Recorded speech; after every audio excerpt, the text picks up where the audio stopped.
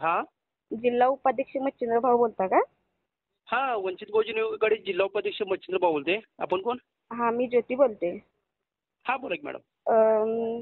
दादा तुम्ही आल्यामुळं तुमच्यामुळं आमचा पेमेंट जमा झाला. बर बर हा परवाचा काय? हां, परवाचा. कारण की बर बर. तुम्हाला कॉल केलता. तुम्ही भेटल्यामुळं हं.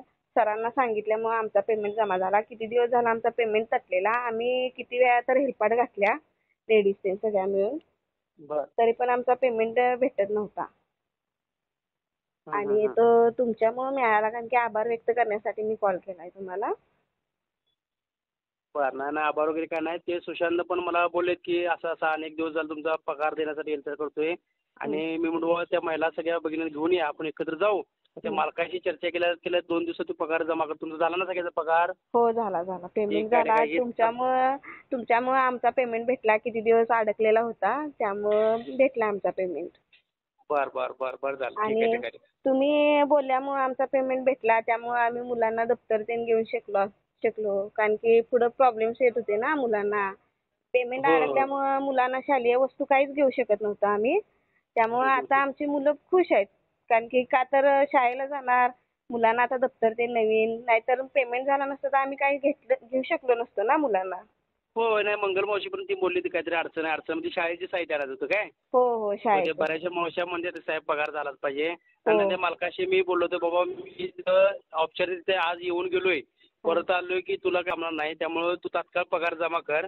काल त्यांच्या कंपनीत एक मेसेज मी का मिटिंग असल्यामुळे काही फोन उचलला नाही त्यांचा.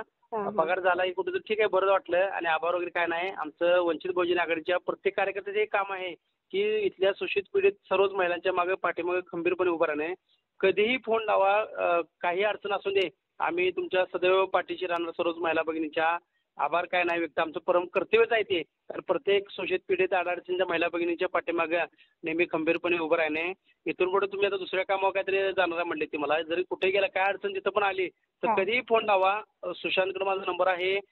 प्लस तुम्ही फोन लावला तुमच्याकडे नंबर सेव्ह करून ठेवा आणि मला फोन लावा. हो, नक्कीच हो. आम्ही अडचणीला तुमच्या सोबत नेहमीच राहील. हो, हो. बरं वाटलं तुमचा पगार झाला जे काय मालक पण म्हणले त्यांचा मेसेज टाकलाय की साहेबांनी पगार तुम्ही आल्यामुळे केलाय. हां, तरी हां. काही अडचण असू दे आम्हाला फोन करा. आमच्या वंचित बहुजन आघाडीचे कुठल्याही कार्यकर्त्याला जरी फोन केला तर नक्कीच तुम्हाला न्याय मिळेल. तिथून हो. नाही फोन उचलला तर डायरेक्ट थेट मला जरी फोन केला असता तरी चालतो. बरं, चालेल. कारण की सगळ्यांची स्टाफची आमच्या लेडीज महिलांची खूप विनंती होती की तुमची रिक्वेस्ट करायची. म्हणजे आभार व्यक्त करायचं होतं. त्यामुळं आम्ही कॉल केला.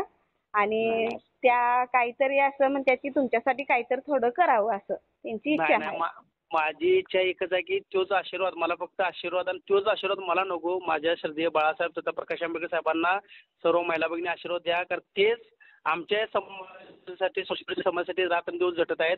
त्यांना आशीर्वाद मिळाला की बाद झाला. आमचं कर्तव्यच आहे ते.